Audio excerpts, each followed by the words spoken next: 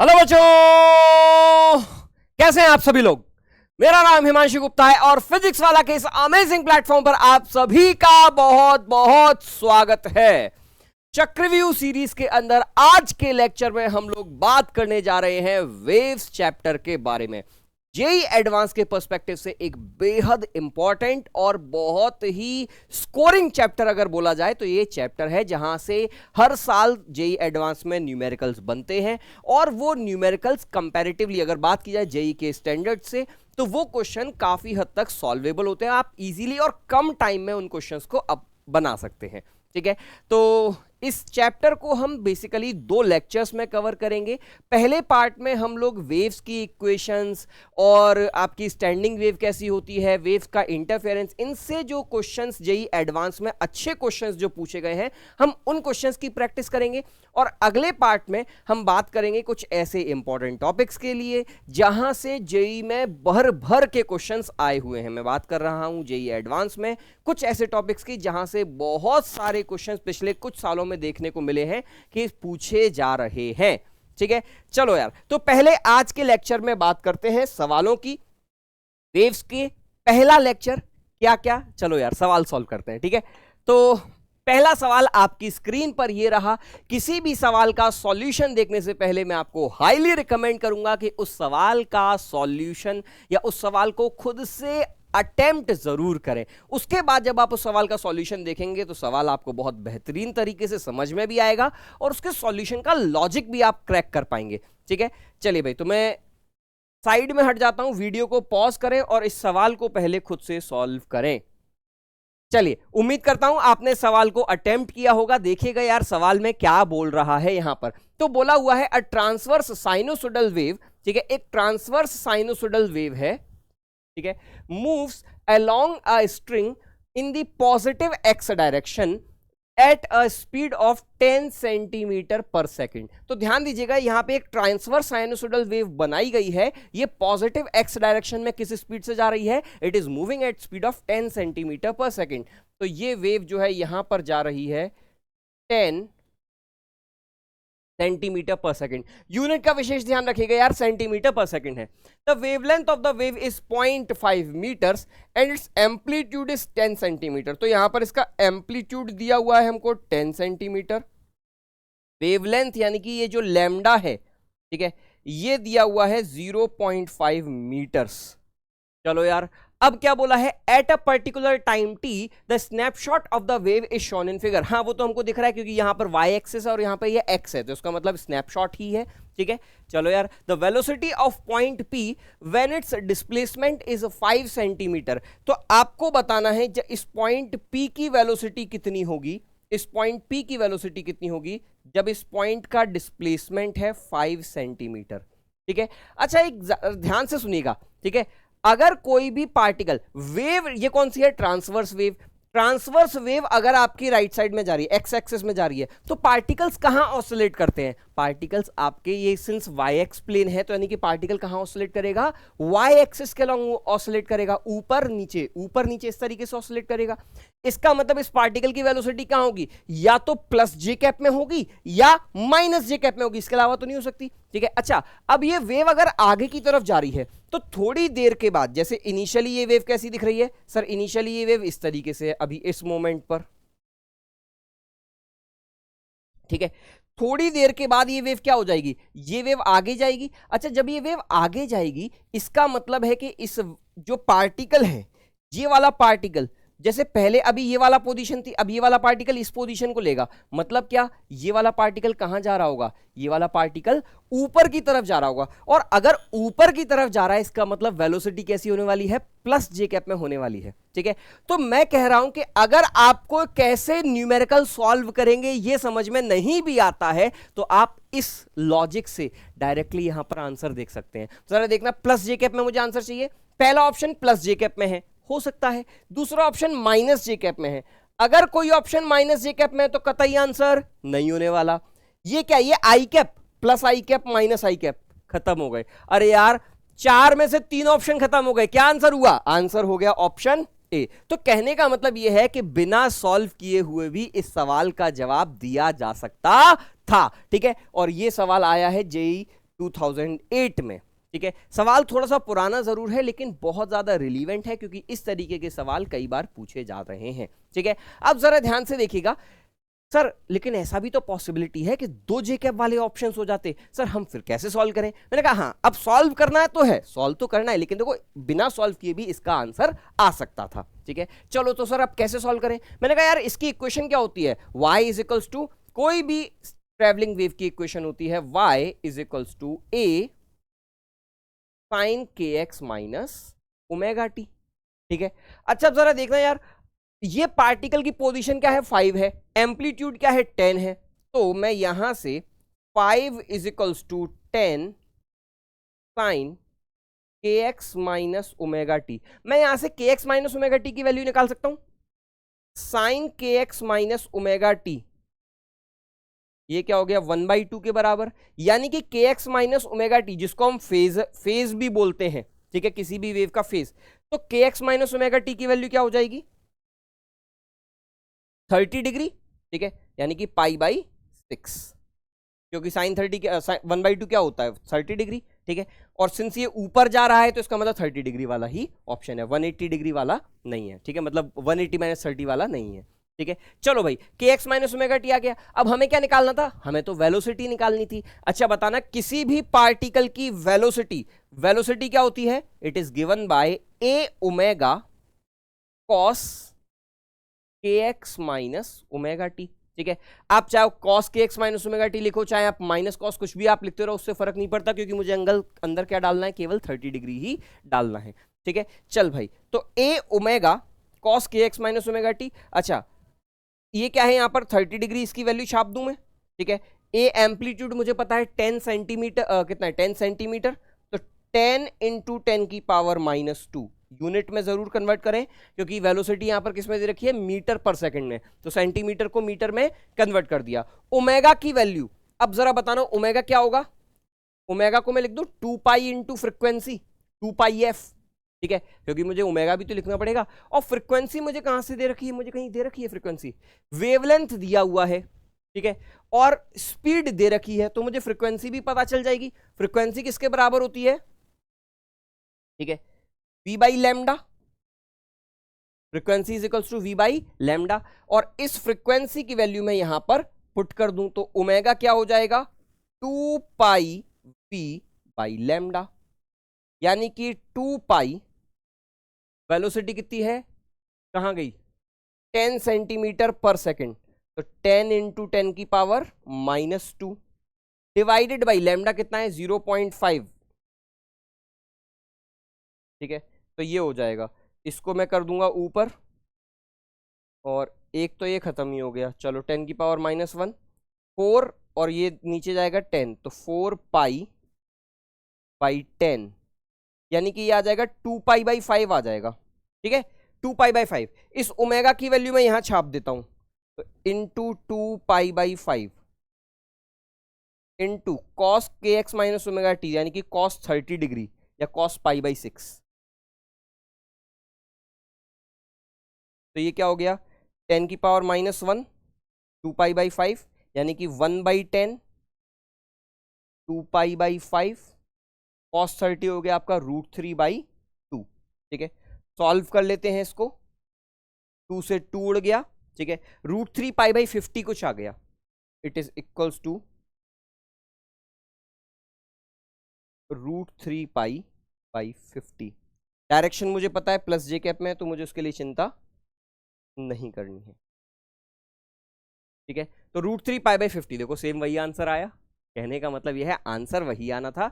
लेकिन अब हमने सॉल्व क्यों किया, सॉल्व हमने इसीलिए किया क्योंकि देयर इज अ प्रोबेबिलिटी, भैया एडवांस वाला बड़ा समझदार होता है। ठीक है, एक बार ऐसा दे दिया कि 3 ऑप्शन कैंसिल आउट हो गए, तो हर बार तो नहीं देगा, ये भी पॉसिबिलिटी हो सकती थी √3 π/50 जे कैप, √3 π/100 जे कैप, π/100 जे कैप, π/50 जे कैप, चारों ऑप्शन प्लस जे कैप में कर देता, फिर तो हमको सॉल्व करना पड़ता ना। तो उसके लिए सॉल्यूशन का तरीका ये है। ठीक है, चलो भाई पहला सवाल बड़ा ही क्लियर समझ में आया, अगला सवाल सॉल्व करते हैं। ये रहा अगला सवाल, पहले वीडियो को पॉज करें फिर इस सवाल को अप्रोच करें। चलिए, उम्मीद करता हूं भाई वीडियो को पॉज करके आपने क्वेश्चन को सॉल्व किया होगा। कैसे सॉल्व करेंगे जरा देखना यार, क्या बोल रहा है सवाल में। 4 harmonic waves of equal frequencies and equal intensities I not have phase angles 0, π/3, 2π/3 and pi. ठीक है, तो 4 यहां पर हमारे पास क्या है, 4 हमारे पास हार्मोनिक वेव्स हैं। when they are superimposed या superposed, the intensity of resulting wave is n I naught, the value of n is। हमें बताना है सुपरपोजिशन के बाद रिजल्टेंट इंटेंसिटी कितनी होगी, बस ये कैलकुलेट करना है। ठीक है, ऐसे सवाल जहां पर आपके पास सेम डायरेक्शन में ट्रेवल करने वाली वेव सुपरपोज होती हैं तो इंटेंसिटी निकालते कैसे निकालते हैं। मैंने कहा देख सारी वेव सेम है, ठीक है, यानी कि सबका इंटेंसिटी अगर सेम है तो सबका एम्पलीट्यूड भी सेम होगा। लेटस से वो एम्पलीट्यूड क्या है, ए नॉट है, और इसको आप फेजर डायग्राम से ऐड करो। सर फेजर डायग्राम से ऐड कैसे करते हैं। मैंने कहा फेजर डायग्राम जैसे पहला क्या है आपका फेजर, ठीक है, फेज एंगल कितना है 0, तो 0 एंगल बना दिया।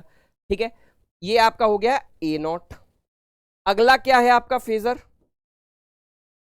ठीक है, अगली जो है वो π/3 यानी कि 60 डिग्री पर वेव है, तो 60 डिग्री बना दिया।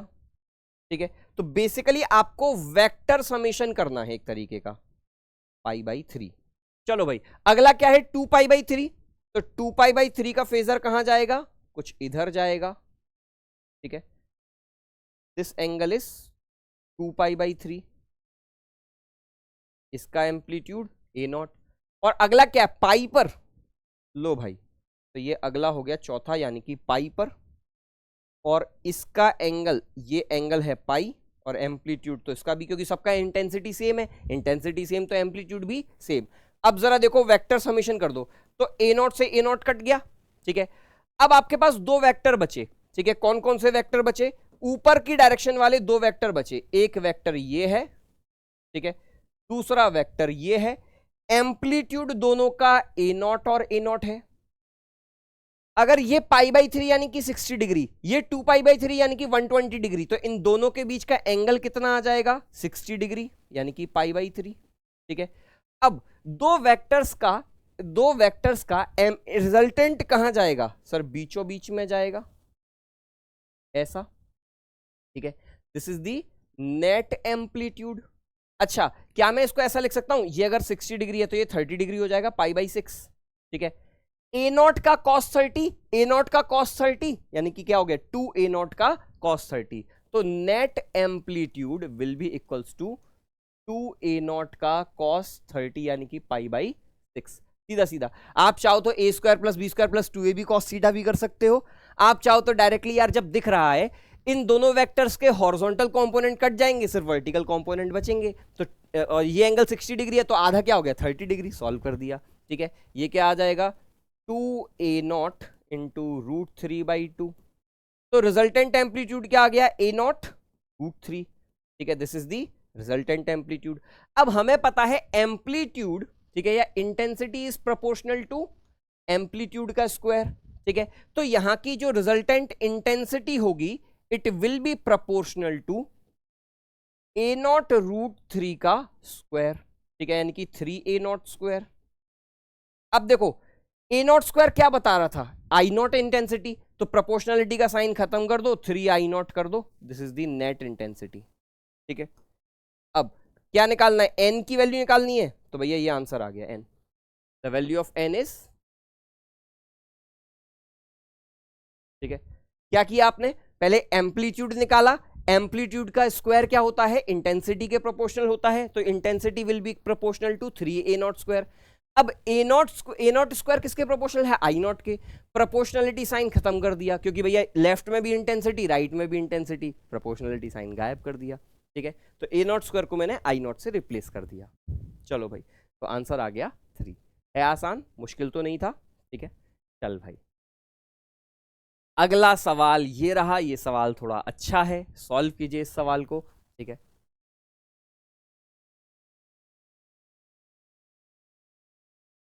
चल यार, ठीक है, सॉल्व किया।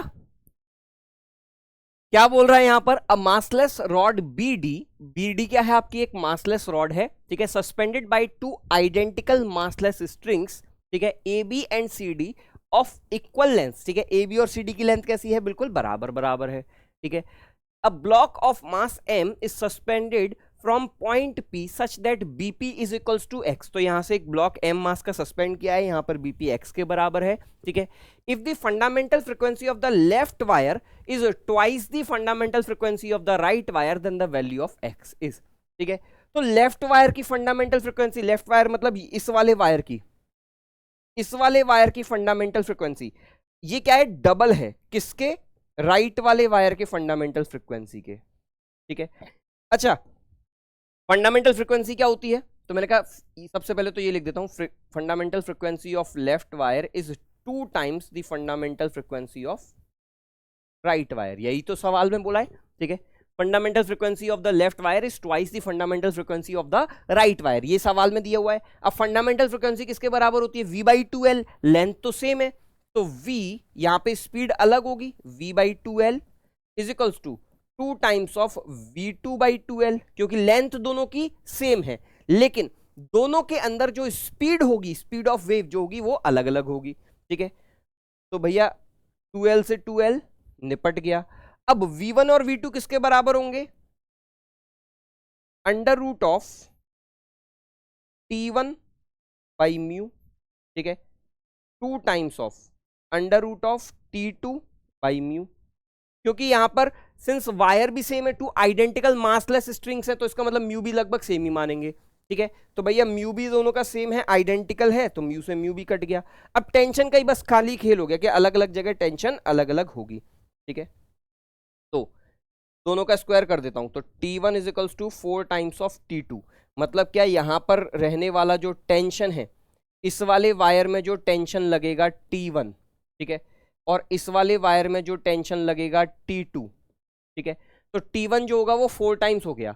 अब ये कहानी आ गई सीधी सीधी आपकी किसकी, अब आपकी भाई साहब रोटेशन वाली, रोटेशनल इक्विलिब्रियम वाला क्वेश्चन बन गया, ठीक है। नीचे क्या लग रहा है, नीचे mg लग रहा है, ठीक है। अच्छा, तो अब क्या करूं मैं, टॉर्क बराबर कर दूं, क्योंकि अभी है तो रोटेशनल इक्विलिब्रियम में, तो मैं एक काम करता हूं, सिंस इसी पॉइंट के अबाउट में टॉर्क की इक्वेशन लिख देता हूं, ठीक है, इस पॉइंट के अबाउट, P के अबाउट, तो P के अबाउट T1 का जो टॉर्क होगा T1 into x, it will be equals to T2 into जो भी इसकी लेंथ है, कितनी लेंथ है भैया, टोटल लेंथ कितनी है, सस्पेंडेड बाय 2 आइडेंटिकल, ठीक है, BD of mass m is suspended such that BD is equals to x, fundamental frequency of the left wire is twice the value of x is, मेरे ख्याल से शायद ये total length L दे रखी होगी, तो उसको मैं L माइनस एक्स मान लूंगा, ठीक है, कहीं लिखा होगा वैसे,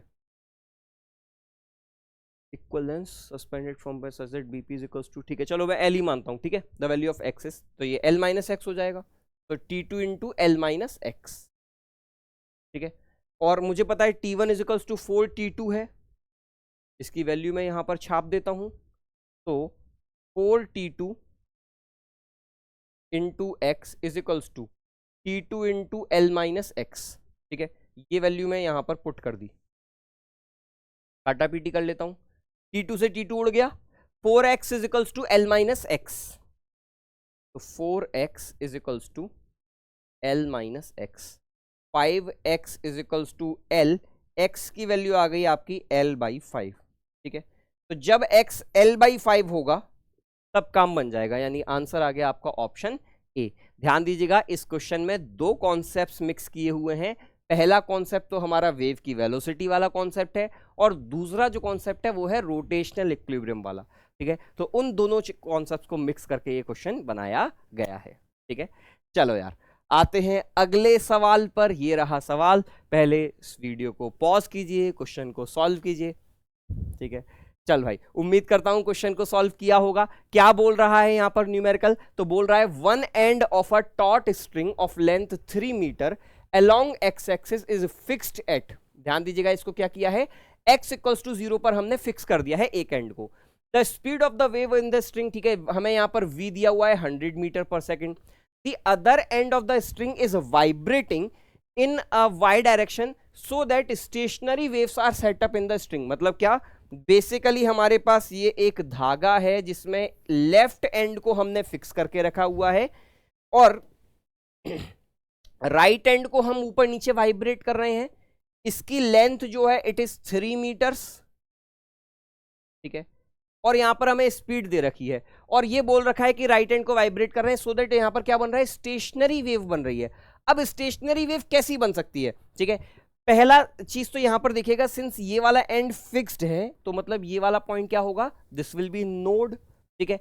अगर ये फंडामेंटल हार्मोनिक में होता तो क्या होता, फंडामेंटल हार्मोनिक में ये नोड होता और this will be anti node, ठीक है, नोड एंड एंटी नोड, ऐसा सेटअप बनेगा हर केस में। हो सकता है इसमें और कुछ बन जाए, ठीक है, मतलब क्या, अगर आपकी वेव सेटअप होगी स्टैंडिंग वेव तो पहला हार्मोनिक ऐसा बनेगा, फर्स्ट हार्मोनिक, फिर क्या बनेगा, थर्ड हार्मोनिक बनेगा इस तरीके से, ठीक है, लेकिन इसी तरीके का वेव का सेटअप बनेगा। चलो भाई, अब ये क्या बोल रहा है, the possible wave forms of this wave are, ठीक है, आपको बताना है इसकी इक्वेशन, और यहां पर हमें इक्वेशन बतानी है, ठीक है। इस क्वेश्चन में एक या एक से ज्यादा ऑप्शंस करेक्ट हो सकते हैं क्योंकि इज और आर लिखा है, ठीक है, 1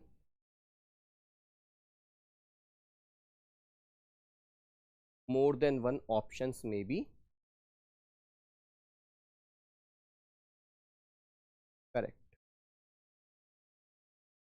ठीक है, एक या एक से ज्यादा ऑप्शंस करेक्ट हो सकते हैं। अब चेक कैसे करेंगे, मैंने कहा यार देखो x इक्वल्स टू 0 पर हमेशा हमें क्या मिलना चाहिए था, नोड मिलना चाहिए था, मतलब x इक्वल्स टू 0 पर कभी मूव ही नहीं होगा तो एम्पलीट्यूड 0 ही मिलेगा। x इक्वल्स टू 0 रखने पर y हमेशा 0 आना चाहिए, x इक्वल्स टू 0 तो a साइन 0 बनेगा, हाँ सही है, ये a साइन 0 सही हो सकता है, ये भी सही हो सकता है, ये भी सही हो सकता है, तीनों साइन 0 ही बन रहा है। x की वैल्यू 3 रखने पर हमें यहां पर मैक्सिमम एम्पलीट्यूड मिलना चाहिए, यानी कि साइन या तो π/2 मिलेगा या -3π/2 टाइप का कुछ ऑड मल्टीपल ऑफ π/2 मिलना चाहिए, ठीक है। पहले ऑप्शन में देखते हैं, x equals to a sine 3 रखने पर x की वैल्यू 3, ठीक है, एट x इक्वल्स टू 3 तो क्या मिलेगा ऑप्शन ए में, y is equals to a sine pi into 3/6 यानी कि π/2 ही हो गया, ठीक है, a sine π/2 this may be correct, ठीक है। यहां पर क्या है ऑप्शन बी में, a y is equals to a sine pi into 3/3, ठीक है, और ये तो पाई हो गया, पाई हो गया मतलब ये ऑप्शन तो गड़बड़ हो गया, ठीक है, साइन पाई मतलब ये तो नोड बन गया, हमें क्या चाहिए था एंटी नोड, एंटी नोड तो है नहीं, ठीक है। यहां पर देखो 5π/2, ठीक है, 3/6 5π/2 may be correct, 5 3 15 15π/2 odd multiple of π/2 may be correct, ठीक है, चलेगा, ठीक है, तो तीनों ऑप्शन चार ऑप्शन सही हो गए। चल भाई, अब इसके अलावा और मतलब बी ऑप्शन गड़बड़ है, बाकी ए सी डी पॉसिबल है, ठीक है। अब और क्या चेक कर सकते हैं इसमें, ठीक है, हमें एक तो चीज़ ये पता चल गई, नोड एंटी नोड चेक कर लिया, पॉसिबल वेव फॉर्म्स, स्पीड के बारे में चेक करते हैं, इसमें सब में स्पीड सही आ रही है कि नहीं आ रही है, स्पीड और चेक कर लेते हैं। तो स्पीड क्या होगी, a साइन के एक्स यहां पर है, ठीक है, ये आपका है k, ये आपका है ओमेगा, ठीक है, और स्पीड किसके बराबर होती है, speed is equals to omega by k. तो अगर सभी ऑप्शंस में मतलब ए सी डी अभी करेक्ट हो सकते हैं, अगर सभी ऑप्शन में स्पीड सही आती है तो सारे ऑप्शन ही सही हैं, जिसमें नहीं आएगी वो ऑप्शन हट जाएंगे, ठीक है। ओमेगा कितना दिया हुआ है, ओमेगा दिया है 50π/3 डिवाइडेड बाई के कितना है π/6, ठीक है, π/6 हो गया, तो पाई से पाई उड़ा दूं, ये हो गया 3 2 6 और ये ऊपर जाएगा तो 100 ही होगा, ठीक है, 100 ही आया तो मतलब ऑप्शन ए बिल्कुल सही है, ये हमारा आंसर हो जाएगा। क्यों, देखो x इक्वल्स टू 0 पर नोड मिला, x इक्वल्स टू 3 पर एंटी नोड मिला, इस वेव की स्पीड भी वही मिली, इसका मतलब इक्वेशन तो सही है। अब तीनों तीन चेक लगा दिए तो अब सही है ना यार, ठीक है। चल भाई तीसरा, अब थर्ड ऑप्शन देखते हैं, ठीक है, तो यहां पर थर्ड में क्या आएगा v, तो अब मैं सी ऑप्शन चेक कर रहा हूं, v is equals to omega कितना है, ओमेगा है 250π/3 250π/3 डिवाइडेड बाई के कितना है 5π/6, ठीक है, सॉल्व करते हैं। चल भाई पाई से पाई उड़ गया, ये हो गया 50, ये हो गया 2, डिनोमिनेटर का डिनोमिनेटर ऊपर जाएगा तो ये 100 हो गया, तो ये भी ऑप्शन बिल्कुल सही है। तो ए सी दोनों सही है, ठीक है। अब थर्ड ऑप्शन देख लेता हूं, साइन या कॉस से फर्क पड़ता नहीं है, हालांकि साइन कॉस सब में ही है, ठीक है। चलो तो अब ये क्या है, 5π/2k है, ये ओमेगा है, तो 250 पाई डिवाइडेड बाई 5π/2, ठीक है। काटा पीटी कर लेता हूँ, पाई से पाई, ये हो गया 50, 50 × 2 100, ये भी सही आ रहा है, ठीक है। तो आंसर हमारा इस क्वेश्चन का आ जाएगा ऑप्शन ए, सी और डी, तीनों ऑप्शन बिल्कुल सही आए हैं, ठीक है। चल भाई, समझ में आया, आसान सा सवाल था। अगला सवाल आपके लिए ये रहा, सॉल्व कीजिए, अच्छा सवाल है ये।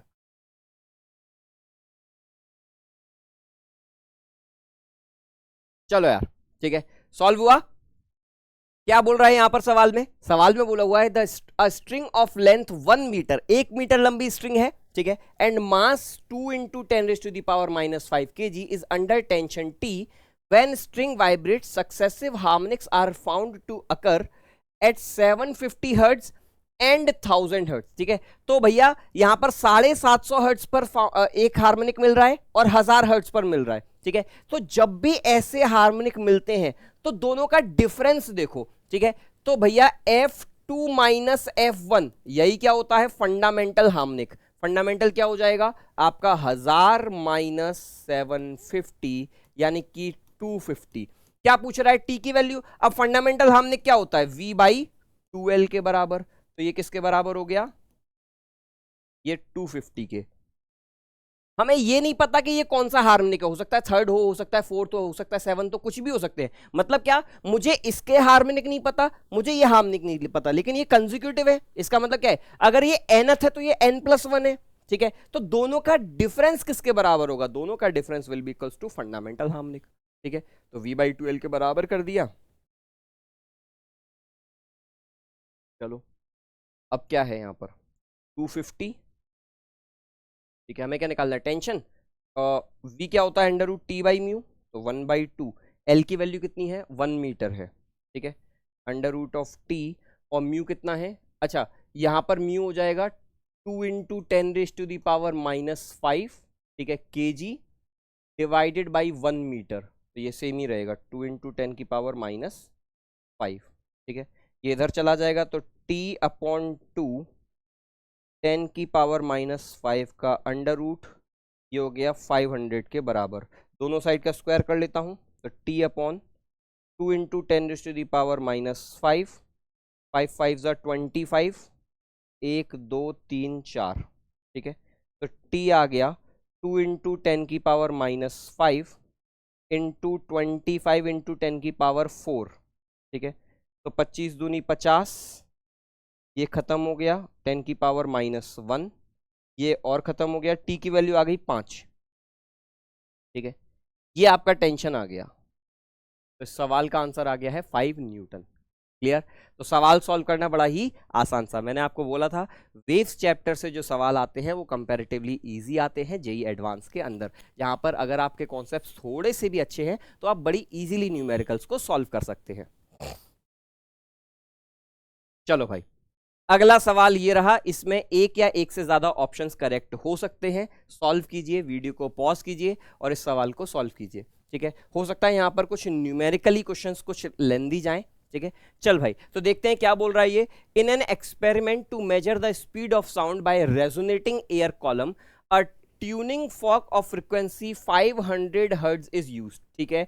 तो रेजोनेटिंग एयर कॉलम क्या होता है हमें उससे मतलब नहीं है, हम सिर्फ ये देख रहे हैं कि एक ट्यूब है, ठीक है, उससे अब 500 फ्रीक्वेंसी हमने ये यूज किया 500 हर्ट्ज की। The length of the air column is varied by changing the level of water in the resonance tube, ठीक है। तो रेजोनेंस ट्यूब से हमने क्या करा है, पानी का लेवल चेंज कर रहे हैं। तो बेसिकली क्या होता है रेजोनेटिंग एयर कॉलम, ठीक है। अगर मैंने एक कोई इस तरीके से ट्यूब ली है, ठीक है, इस ट्यूब में पानी का लेवल हम ऊपर नीचे एडजस्ट करते हैं, तो यहां पर एक स्टैंडिंग वेव बनती है। वो स्टैंडिंग वेव कैसी होगी, अगर जैसे वो फंडामेंटल हार्मोनिक में है तो वो ऐसी दिखाई देगी, ठीक है। तो यहां पर लाउड साउंड सुनाई देगी। बेसिकली यहां पर हम एक रेजोनेटिंग ये जो है ऑसिलेटर बजाते हैं, ठीक है, और फिर हम ये सुनते हैं कि यहां पे कौन सी लाउड साउंड सुनाई दे रही है। तो फंडामेंटल हार्मोनिक पे लाउड साउंड सुनाई देगी, फिर हार्मोनिक डिस्टर्ब हो जाएगा, फिर थर्ड हार्मोनिक पे सुनाई देगी। तो थोड़ी देर बाद क्या होगा, थोड़ी देर बाद जब इसका लेवल कुछ यहां पे पहुंच जाएगा तो फिर आपको एक बार लाउड साउंड दोबारा से सुनाई देगी इस तरीके से, थर्ड हार्मोनिक इसको हम बोलेंगे, ठीक है। तो ऐसे जब जब लाउड साउंड सुनाई देगी, this is concept is known as resonating air column, ठीक है। अब क्या बोल रहा है, 500 हर्ट्ज की तो फ्रीक्वेंसी इसने यूज कर ली है, चलो भाई, तो यहां पर ये फ्रीक्वेंसी दे रखी है 500 हर्ट्ज, ठीक है, ये ऑसिलेटर की फ्रीक्वेंसी दे रखी है। Tuning fork of frequency 500 hertz is used, ठीक है। The length of the air column is varied by changing the level of water, two successive resonances are heard, ठीक है, in the air column at length 50.7 and 83.9, which of the following is are true, ठीक है। अब देखो यार, जैसे ही मुझे इन दोनों का लेवल दिया तो बेसिकली ये दिया है कि एक लेवल यहां पर मिल रहा है, एक यहां पर। अच्छा, मुझे नहीं पता ये फर्स्ट हार्मोनिक है थर्ड हार्मोनिक है, लेकिन जो भी दिया है, मैंने कहा इन दोनों के बीच का सेपरेशन ये λ/2 के बराबर होगा या नहीं होगा, ठीक है, ये मुझे यहां से पता चल जाता है। मैंने ये नहीं कहा कि ऊपर हो सकता है, ये जरूरी नहीं हो सकता, 3 और 7 तो कुछ भी हो सकता है, ठीक है। चल भाई, तो लेकिन मैंने कहा यार λ/2 विल बी इक्वल टू किसके बराबर है सवाल में, 83.9 माइनस 50.7, 83.9 माइनस 50.7, यही है ना, ठीक है। चल भाई, तो कितना हो गया ये, 9 माइनस 7 2, 3 माइनस 0 3, 8 माइनस 5 3, ठीक है, इन 33.2, λ/2 ये आ गया, ठीक है। तो लैम्डा कितना आ गया, 66.4 सेंटीमीटर, यही है ना सेंटीमीटर में, हाँ। तो ये लैम्डा आ गया, वेवलेंथ आ गई। अब क्या बताना है, the speed of sound determined from this experiment, speed of sound निकालनी है। तो भैया अगर वेवलेंथ पता चल गया तो स्पीड क्या होती है, ठीक है, तो स्पीड आपकी हो जाती है लैम्डा इनटू फ्रीक्वेंसी, ठीक है। फ्रीक्वेंसी आपको पता ही है, वेवलेंथ और पता चल गया, 66.4 इंटू 10 की पावर -2 इंटू 500, ठीक है। 2 0 से 2 0 खत्म हो गए, 5 चौक 20, 6 पंजे 30, 30 और 2 32, 6 पंजे 30 और 33, ठीक है, और 332 मीटर पर सेकंड, ये वेलोसिटी आ जाएगी स्पीड ऑफ एयर, ठीक है, स्पीड ऑफ साउंड। चलो भाई, तो क्या इस 332 दिया है, हाँ 332 ही है, बिल्कुल सही है। एंड करेक्शन के बारे में बात कर रहा है, एंड करेक्शन कितना है, ये है, ठीक है। मैंने कहा अगर मुझे वेवलेंथ पता चल गई, फंडामेंटल, ठीक है, वेवलेंथ क्या है 66.4, तो देखो फंडामेंटल हमने क्या, एंड करेक्शन क्या होता है, ये छोटा सा जो डिफरेंस होता है, this is known as end correction, ठीक है। मैंने कहा यहां पर अब बताना ये 50.7 कौन से हार्मोनिक बनता, अगर ये 66 है, ठीक है, तो पहला हार्मोनिक कितने होता, λ/4 की वैल्यू क्या होती, 66.4 डिवाइडेड बाई 4, ठीक है, एक बचेगा 4 एकम 4, ठीक है, 2 बचा, 6 चौक 24, 2 बचा और 4 चिंग 24, ठीक है, तो 16.6 हो जाएगा, दिस इज λ/4, ठीक है। तो λ/4 तो ये नहीं है। अब यहां पर क्या होगा, पहला हार्मोनिक कितने पर मिलता, फिर दूसरा कितने में मिलता, 3 λ/4 पर, तो ये कितना होता 16.6 इंटू 3, 18 18 1 19 और 3 एकम 3 3 और 1 4, 49.8। अच्छा देखो 50.7 जो है 49.8 के बड़ा ही आसपास है, मतलब क्या, ये आपका थर्ड हार्मोनिक होगा, ठीक है, this must be the third harmonic, और ये कौन सा हो जाएगा, this will be the fifth harmonic, ठीक है। चलो यार, अब इन दोनों के बीच में जो डिफरेंस होगा that will be your error. तो एंड करेक्शन क्या हो जाएगा, इन दोनों को माइनस कर दो, तो मॉड ऑफ 50.7 माइनस 49.8, ठीक है, तो ये कितना हो जाएगा 7, ठीक है, और 8 9 49.8 3.7 7 0.9 कुछ आ जाएगा, है ना। तो एंड करेक्शन 0.9 सेंटीमीटर कुछ होगा, एंड करेक्शन 0.9 ही बोला है, तो बिल्कुल सही दिया है, ठीक है। Wavelength of the sound 66.4 centimetre, wavelength of the sound 66.4 centimetre, ये बिल्कुल सही आया है हमारा आंसर। रेजोनेंस एट इतना corresponds to the fundamental harmonic, नहीं भैया ये फंडामेंटल हार्मोनिक नहीं है, this is the third harmonic, ठीक है, तो आंसर डी गलत है। तो इस क्वेश्चन का सही जवाब है ऑप्शन ए, बी एंड सी, ठीक है। उम्मीद करता हूं इस क्वेश्चन में आपको कुछ नया सीखने को मिला होगा, एंड करेक्शन किस तरीके से यूटिलाइज किया जाता है, ठीक है। चलिए अगला सवाल, ये सवाल बेसिकली अब 2 सवालों से, अगले 2 सवाल हैं, ठीक है, तो पहले आप आराम से इस कॉम्प्रहेंशन को देख लीजिए, फिर हम उस सवाल को देखते हैं। ठीक है, चलिए तो वीडियो पॉज करके आप देख सकते हैं। अब पहला सवाल यहां पर ये रहा इसके लिए। ठीक है, ये जेईई एडवांस 2019 का क्वेश्चन है। चल भाई, दूसरा सवाल ये रहा। ठीक है, हम पहले सवाल पर आते हैं, पहले एक एक करके हम सवालों को सॉल्व करते हैं। तो क्या बोला हुआ है सबसे पहले ये देख लेते हैं। ठीक है, बोल रहा है a musical instrument is made using 4 different metal strings 1, 2, 3 and 4 with mass per unit length mu, 2 mu, 3 mu and 4 mu respectively. The instrument is played, instrument को प्ले किया गया है बाय अ वाइब्रेटिंग स्ट्रिंग्स, ठीक है, by vibrating the strings by varying. ठीक है, the free length between the range of L0 and 2 by varying the free length. ठीक है, यहाँ फुल स्टॉप नहीं है। ठीक है, by varying the free length in between L0 and 2L0, L0 से लेकर के 2L0 के बीच में स्ट्रिंग्स की लेंथ है। It is found that in string 1 at free length L0 and tension T0 fundamental mode frequency is F0। मतलब क्या हो गया, F0 के बराबर, किसके बराबर हो गया, F0 is equals to V/2L होता है। ठीक है, तो 1/2L0 under root of velocity क्या होती है, under root of T by mu, तो under root of T0 by mu. ठीक है, ये हमें दिया हुआ है सवाल में। चलो भाई, लिस्ट 1 गिव्स दी 4 स्ट्रिंग्स। ठीक है, while list to magnitude of some quantity, मुझे नहीं पता क्या क्वांटिटी है। ठीक है, मुझे F0 की वैल्यू पता है बस। अब यहां पर बोला है if the tension in each string is T0, her string में टेंशन क्या है, T0, the correct match for the highest fundamental frequency F0 unit in F0 units will be. ठीक है, हाइएस्ट फंडामेंटल फ्रीक्वेंसी, तो फंडामेंटल फ्रीक्वेंसी का formula क्या था, तो फंडामेंटल फ्रीक्वेंसी का फॉर्मूला होता है V/2L। ठीक है, यानी कि 1/2 लेंथ, लेंथ हम वेरी कर सकते हैं under root of T0 by mu. ठीक है, चलो यार, अगर मैं जैसे फॉर एग्जांपल फर्स्ट के लिए बात करूं, फर्स्ट मतलब क्या है, म्यू के लिए बात करूं, तो म्यू के लिए, ठीक है, हाईएस्ट फंडामेंटल फ्रीक्वेंसी कितनी हो सकती है, अगर मैं लेंथ सबसे कम रखूं, लेंथ मिनिमम, तो फ्रीक्वेंसी क्या होगी, फ्रीक्वेंसी हाईएस्ट जाएगी, क्योंकि T0 भी फिक्स है, म्यू भी फिक्स है, क्योंकि वायर के लिए। ठीक है, तो पहले के लिए फॉर फर्स्ट वायर, ठीक है, तो मैंने कहा फर्स्ट वायर। ठीक है, तो fundamental frequency will be equals to 1/2 length minimum L0 under root of T0 by mu. ठीक है, तो ये तो भैया सेम वही F0 के बराबर आ गया, तो this is equals to F0। ठीक है, अब सेकंड वायर, सेकंड वायर के लिए क्या है भैया, इसका क्या है, 2 म्यू है। ठीक है, अच्छा देखो फर्स्ट वायर का P आ गया। ठीक है, क्योंकि F0 का ही मल्टीपल देखना है तो इसका तो P आ गया। तो भैया अगर फर्स्ट का P आ गया तो फर्स्ट का P मतलब मुझे दिख रहा है कि 2 ऑप्शन तो हमारे वाले नहीं होने वाले। सेकंड से अब मुझे समझ में आ जाएगा, इसके आगे चेक करने की जरूरत नहीं पड़ेगी।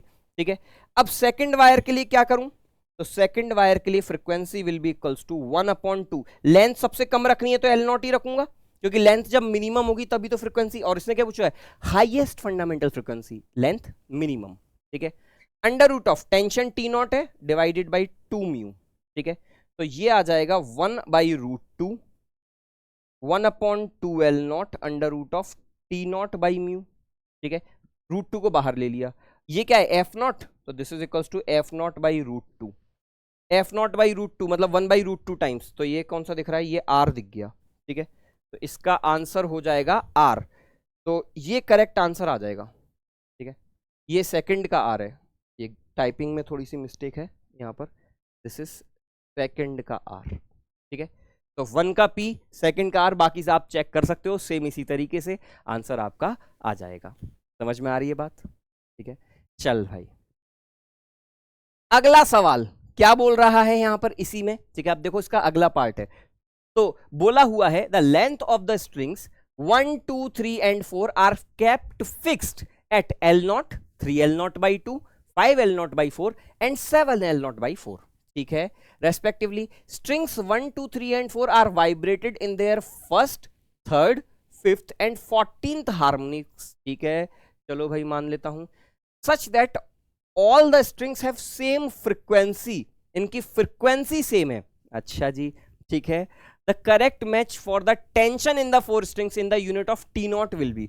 अब हमें टेंशन बताना है, फ्रीक्वेंसी सबकी सेम है, ठीक है। चल यार पहले स्ट्रिंग के लिए बात करते हैं, फर्स्ट स्ट्रिंग, ठीक है। तो फर्स्ट स्ट्रिंग, इसका डेंसिटी क्या है, म्यू है, ठीक है। फ्रीक्वेंसी एफ कुछ बोल दूं, किसके बराबर है, 1/2L, ठीक है। अच्छा कौन सा है, first string, L not length है और फर्स्ट हार्मोनिक में है तो V/2L ही लिख दूं सीधा सीधा, ठीक है। फर्स्ट हार्मोनिक है ना, तो V/2L, तो V क्या है यहां पर, इसकी लेंथ क्या है, 1/2L0, ठीक है। V क्या है आपका, अंडर रूट जो भी और tension T divided by mu, ठीक है। चलो यार, अब सेकंड हार्मोनिक क्या है, यहाँ इसका सेकंड स्ट्रिंग क्या है,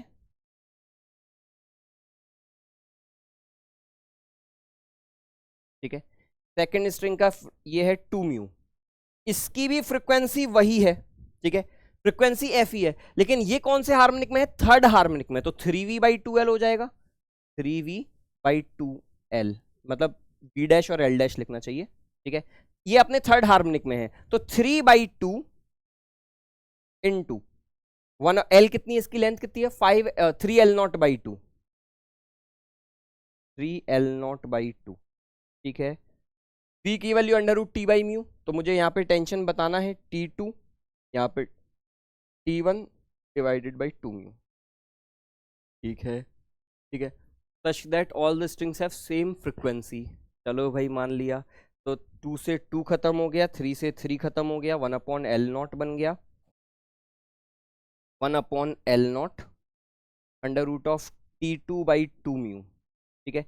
दोनों को अगर मैं कंपेयर कर दूं तो मुझे T1 T2 का रेशियो पता चल जाएगा कि पहले का टेंशन कितना है, दूसरे का टेंशन कितना है, ठीक है। तो अगर मैं दोनों का रेशियो क्या है यहाँ पर, 1/2L0 under root of T1 by mu, तो 1/2L0 under root of T1 by mu is equals to 1/L0 under root of T2/2 mu, यही है ना, ठीक है। 1/L0 under root T2/2 mu. चल भाई आपस में कंपेयर कर दिया, तो जब मैं इसको कंपेयर करूंगा, म्यू से म्यू उड़ा दिया, L0 से L0 उड़ा दिया, ठीक है। दोनों साइड का होल स्क्वायर कर देता हूं, तो T1/4 is equals to T2/2, दोनों साइड का होल स्क्वायर कर दिया, तो ये पता चल गया है T1 is equals to 2 times T2, ये निकल करके आया, T1 is equals to 2T2 के बराबर आया है निकल करके, ठीक है।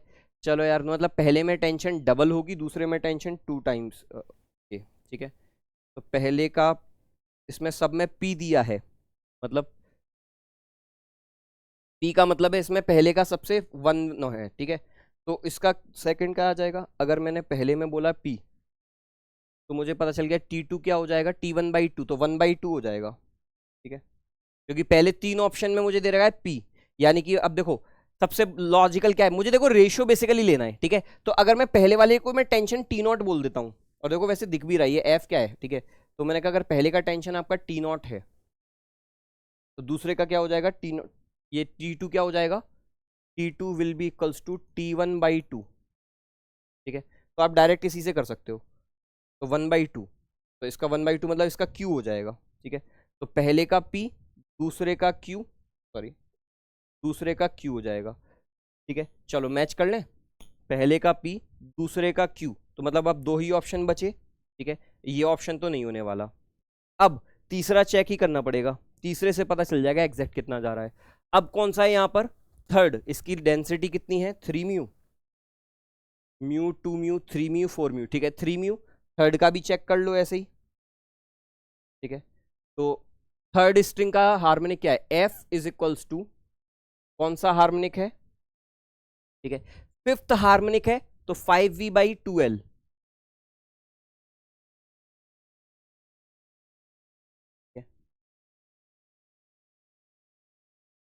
the length are kept fixed at 5L0/4, तो 5V जो भी है इसका डिवाइडेड बाई 5V/2 जो भी L है, ठीक है। तो F इज इक्वल्स टू 5/2 और L क्या है इसका, 5L0/4, 5L0/4 under root of T3/3 mu. तो 5 से 5 कट गया, ये बचा 2/L0 under root of T3/3 mu. This is F। इसको भी मैं इससे कंपेयर कर दूं, ठीक है। तो 1/2L0 अंडर रूट ऑफ T1/म्यू is equal to 2/L0 T3/3 mu, ठीक है। L0 से L0 खत्म हो गया, होल स्क्वायर ले लेता हूं, तो T1/4 mu is equals to 4 times of T3/3 mu. Mu से म्यू उड़ गया, ठीक है।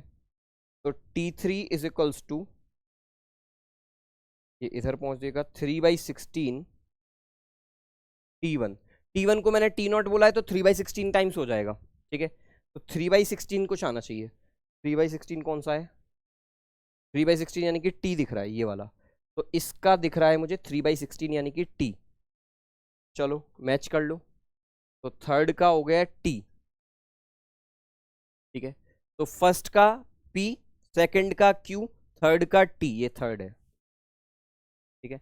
तो आंसर इसका सही आ जाएगा ये वाला, ऑप्शन बी। अब इसके आगे चेक करने की जरूरत आपको नहीं है, ठीक है। चल भाई, इस तरीके से हम इसको चेक करते हैं।